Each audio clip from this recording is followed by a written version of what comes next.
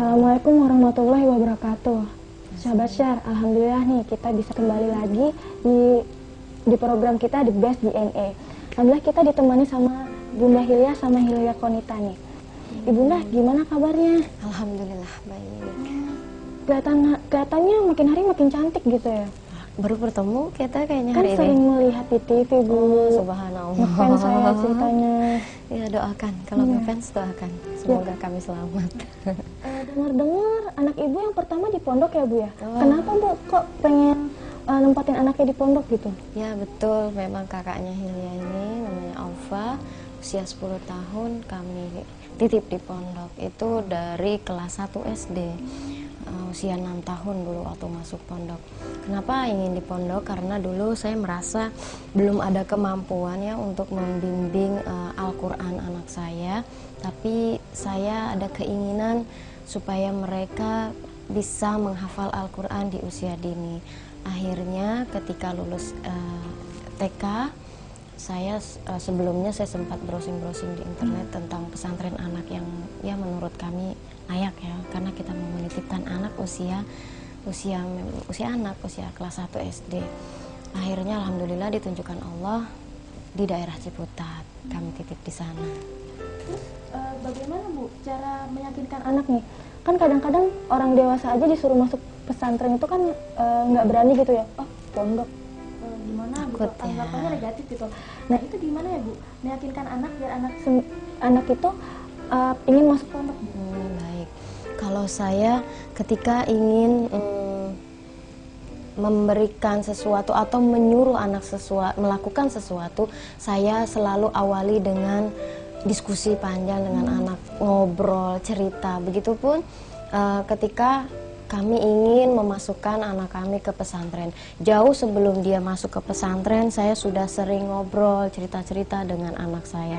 Alhamdulillah karena saya punya pengalaman di pesantren, kemudian suami juga punya pengalaman di pesantren. Kita adalah beberapa pengetahuan tentang dunia pesantren. Kami ceritakan bahwa kalau di pesantren itu jauh dengan mama, jauh dengan ayah, kemudian harus melakukan apa-apa sendiri. Tetapi saya sampaikan bahwa mama melakukan itu, mama ingin kakak nanti suatu saat jadi orang hebat, seperti itu. Terus saya bangun motivasi itu, kemudian saya ajak berkunjung melihat kehidupan pesantren. Terus sampai tiba saatnya dia harus memilih, ketika itu lulus TK, saya tanyakan lagi, gimana kakak, mantap tidak masuk pesantren atau mau sekolah di sekitar sini aja? Mau mah, aku mau masuk pesantren. Benar, mudah-mudahan ya kakak nanti jadi orang hebat gitu. Jadi intinya komunikasi ya dengan anak, gitu. Bagaimana kita memberikan cerita, pengalaman, gambaran. Jadi ketika dia mengalami, dia tidak kaget ketika dia masuk ke pesantren, kemudian dia mengalami begini ya rasanya di pesantren. Dia tidak kaget karena pernah dapat ceritanya dari orang tuanya. Beda mungkin kalau tidak diberikan pengetahuan terlebih dahulu ya. Ada banyak teman-teman yang suka sering ngambek gitu. Terus nanti Hilya dimasukin ke pondok pesantren apa sekolah biasa, Bu? Kayaknya kalau untuk Hilya, karena untuk menyemangati kami di keluarga sini menghafal, kemudian teman-teman yang ikut mengaji di sini bersama Hilya untuk menyemangati mereka menghafal, kayaknya Hilya akan tetap sekolah di sekitar sini supaya yang lain termotivasi dengan adanya Hilya gitu. Terus bagaimana, Bu, menempatkan Hilya di lingkungan yang, maksudnya kan ada beberapa orang yang baik atau enggak, yang negatif, yang positif gitu. Terus gimana, Bu, nempatin Hilyanya? Kalau itu memang, kalau lingkungan itu memang sangat berpengaruh ya buat perkembangan anak. Jadi saya selalu sampaikan juga bahwa kita di sekitar kita ada orang baik, ada orang yang kurang baik. Jadi pilih-pilih teman, kata saya, tapi tetap yang baik akhlaknya. Kalau main harus akhlaknya baik. Saya misalnya kakak mau main mah, mau main yang soleh ya, sama teman nggak boleh berantem, nggak boleh yang buruk-buruk deh, saya sampaikan. Jadi Ya mungkin adalah dia sedikit pengetahuan kalau orang yang baik itu gimana, yang tidak baik seperti apa. Ya kitanya sebagai orang tua karena usianya masih kecil begini lebih banyak pendampingannya ya. Gitu. Mungkin Hilya masih penasaran kan Hilianya ngantuk apa nih yang kayaknya pengen nih. dikupas lagi nih dari ibunda yang sangat hebat ini gitu. Jangan kemana-mana, saksikan terus The Best DNA.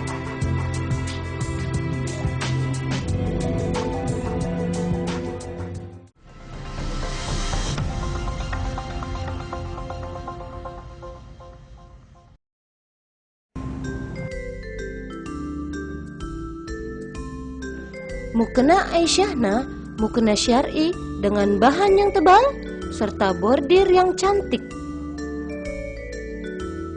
Tersedia dalam 4 pilihan warna: dusty pink, pink, ungu, dan dark Tosca.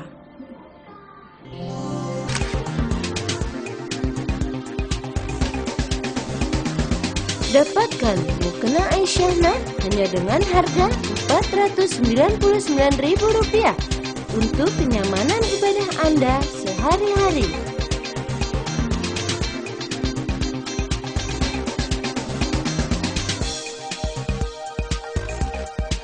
Miliki sekarang juga. Dengan mukena Aisyahna, insya Allah ibadah salat Anda menjadi lebih nyaman. Segera hubungi call center kami dan pesan sekarang juga.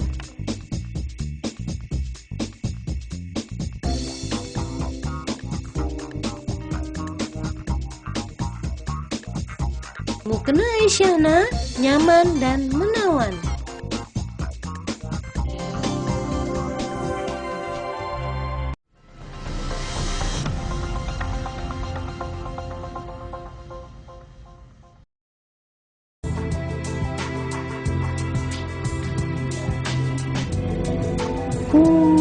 Bunda ngantuk ya kelihatannya ya. Bunda tidur aja di pangkuan Bunda. Ngantuk ya? Ya udah, kakak tidur aja deh.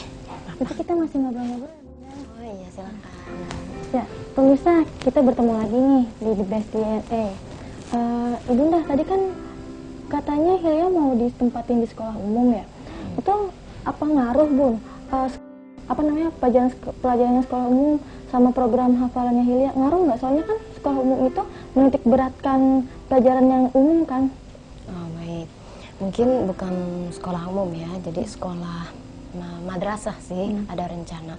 Tapi kalau sekarang nih Hilya kan TKB, kemudian mau naik ke kelas 1. Saya ada rencana off dulu sekolahnya karena satu usianya juga masih terlalu kecil ya untuk ke kelas 1, walaupun sih diterima di sekolahnya, tapi saya tidak ingin cepat-cepat, maksudnya biarlah dia sekolah biasa aja, tidak mengejar usia sekian harus ke kelas sekian, karena juga masih 6 tahun. Ada keinginan saya stop dulu.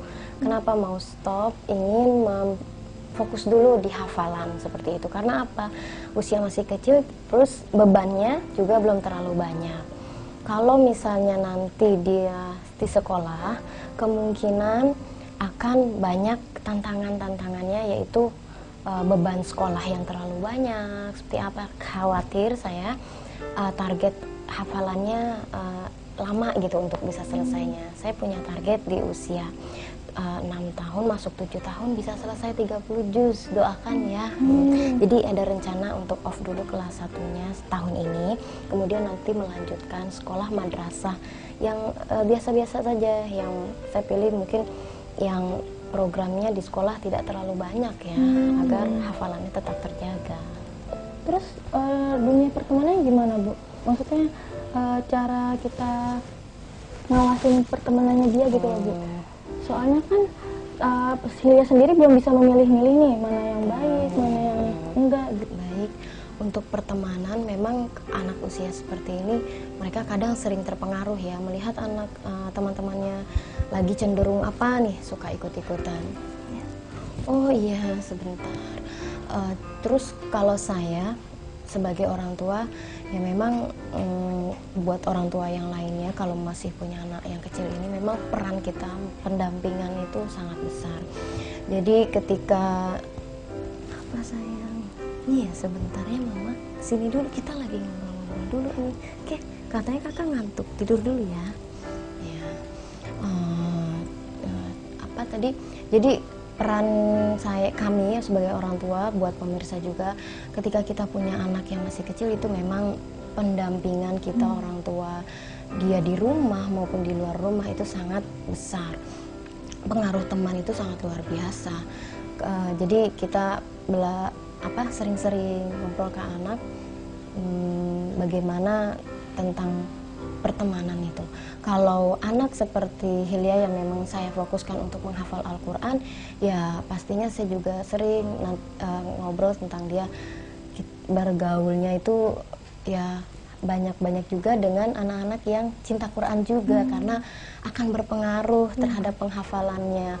Kalau misalnya dia gemarnya berteman dengan anak-anak yang senangnya main gadget, nanti bisa hilang hafalannya. Saya bilang gitu sama Hilya. Tapi kalau kita sering kumpul dengan teman-teman yang sering ngaji, baca Quran, itu akan terjaga hafalannya karena motivasinya sama, senang ke Quran. Kalau yang beda motivasinya, beda kesenangannya akan lain nanti. Seperti itu. Terus tadi kan pas SD pas madrasah kan katanya hafalannya off sebentar ya, off 1 tahun. Terus bagaimana Bu kiat-kiatnya menjaga hafalan Quran Hilya gitu yang tadinya stop terus ngelanjutin lagi tuh bagaimana Bu? Oh, stopnya maksudnya stop sekolah, bukan stop hafalan.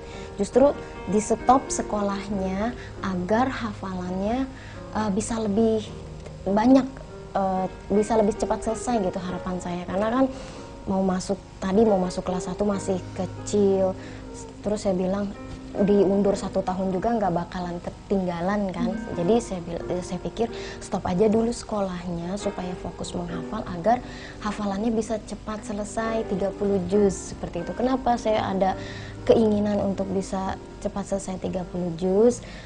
Karena kan dia belum banyak beban tuh di sekolah, kemudian juga kalaupun di off kan nggak banyak ketinggalan kan, seperti itu. Jadi kata saya inginnya menggunakan waktu yang ada ini untuk menghafal dulu sampai selesai. Nanti kan kalau udah bisa selesai semua 30 juz, udah ringan tuh bebannya karena udah tinggal mengulang saja. Kemudian baru masuk lagi deh tuh sekolahnya. Jadi insya Allah ketika dia nanti ketemu beban-beban di sekolah tidak memberatkan hafalannya gitu. Saya khawatir nanti ketika dia lanjut terus sekolahnya hafalannya juga lanjut, target yang diinginkan tuh nggak tercapai gitu. Pengennya sih begitu. Jadi istilahnya sekolahnya nyantai aja deh dulu gitu. Terus jadi malu sama Hilya. Udah masih penasaran kan apa yang mau dibahas selanjutnya? Kita saksikan pesan-pesan berikutnya.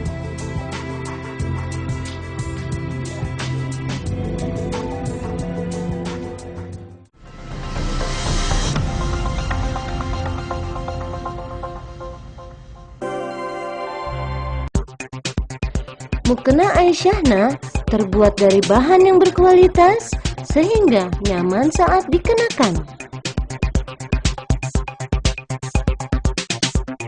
Anda tak perlu lagi merasa khawatir dengan keluhan panas, panjang mukena yang pas-pasan, dan rasa was-was karena transparan atau kependekan. Mukena Aisyahna juga cocok untuk dijadikan hadiah kepada orang tua, saudara, atau orang-orang yang Anda kasihi. Assalamualaikum warahmatullahi wabarakatuh. Halo, saya Teguh Wisnu. Saya ingin memberitahu kepada pemirsa semua, saya merekomendasikan mukena ini. Mukena ini mungkin cocok untuk diberikan kepada kado, mungkin bisa ya, dikasih kado untuk teman, istri, keluarga, ataupun saudara-saudara yang lain gitu ya. Nah, kelebihan dari mukena ini adalah bahannya yang lembut, tidak mudah panas, alias adem, dan selain itu juga size-nya yang cukup lebar. Jadi untuk ukuran yang mungkin big size tetap masih bisa menggunakan mukena ini. Jadi silakan. Pakailah mukena Aisyahna karena terbuat dari bahan yang tebal dan panjang, namun tetap nyaman dikenakan. Selain itu, mukena ini juga dihiasi oleh bordiran yang indah, sehingga cantik sekali ketika dikenakan.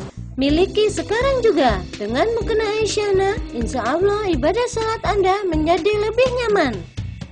Segera hubungi call center kami dan pesan sekarang juga.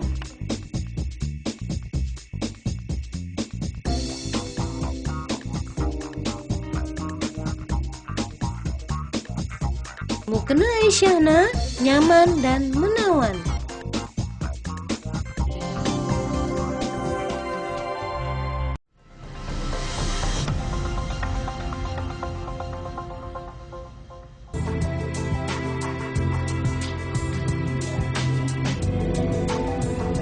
Hilyanya masih tidur, Bang.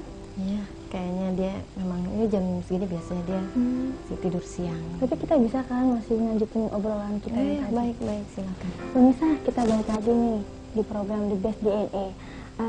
Bun, Hilya itu pernah bosan nggak sih, Bun, waktu menghafal Al-Quran, Bun? Kalau bosan itu pasti ada ya. Bosan itu milik siapa saja. Tapi bagaimana kita mensiasatinya ketika bosan itu datang. Jadi ketika Hilya datang bosannya nih, saya terkadang jumlah ayatnya dulu nih, terkadang ketika bosan biasanya 3 baris, mungkin udah dikurangin lagi. Kalau sekarang sih dia sudah bisa 6 baris sampai 7 baris ya. Itu waktu awal-awal tuh cuma 3 baris. Sekarang kalau udah 6 baris gitu ada bosan, ya udah saya kadang, Kak ini cuma dikit nih gitu. Atau enggak misalnya ada lagi supportnya dia, Kakak kita kan kakak juga di pesantren lagi menghafal ini jam-jam segini. Kakak tuh di pesantren jauh sama mama tapi tetap mau menghafal. Hilya kan di sini enak, ada mama, ada ayah, mau apa aja bisa langsung bilang. Kalau menghafalnya nggak semangat gimana nanti? Saya suka gitu. Jadi saya suka jadikan acuan kakaknya yang di pesantren seperti itu. Kemudian bosan-bosannya juga kadang saya agak longgar juga tuh, kadang disiplin seperti ini, tapi kalau kelihatan dia lagi agak bosan saya suka agak longgar disiplinnya. Misalnya mengulang lagi, jadwal mengulang nih hafalannya. Untuk ayat-ayat yang sudah benar-benar dihafal gitu, bisa yuk boleh mengulang hafalannya sambil jalan-jalan yuk gitu. Atau ayo mengulang hafalannya sambil naik kuda-kudaan misalnya. Ada bisa fokus dia tetap keluar ayat-ayatnya karena memang sudah kuat ya, udah hafal.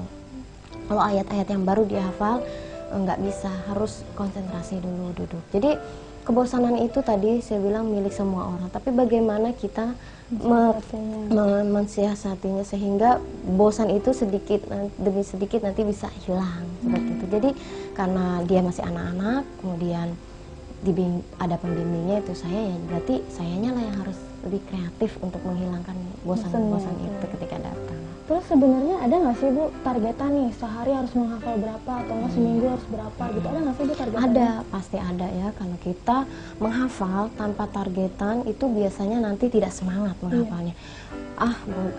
Masa bodoh gitu, hari ini menambah besok enggak gitu. Itu nanti ke depannya biasanya kurang berhasil. Tapi kalau misalnya kita ingin fokus menghafal Al-Quran, biasanya ada targetan-targetan tertentu. Sehari misalnya setengah halaman, atau buat pemula misalnya sehari 1 ayat. Ada kan ya program yang diluncurkan lembaga-lembaga Quran dengan 1 hari 1 ayat atau 1 hari berapa entah gitu. Kalau saya terhadap Hilya awal-awalnya tadi 3 baris. Sekarang kemampuan menghafalnya sudah lebih baik, saya tambahkan sekali menghafal itu setengah halaman. Kemudian biasanya dia jadwal menambahnya itu sehari 2 kali nambah. Ba'da subuh setengah halaman, kemudian nanti dilanjutkan lagi ba'da maghrib setengah halaman lagi. Jadi sehari itu satu halaman. Itu targetannya. Itu kalau lagi full, kami tidak pergi kemana-mana, tidak ada kegiatan. Tapi kalau misalnya ada acara harus berdakwah di sana di sini, itu saya fleksibel dengan Hilya.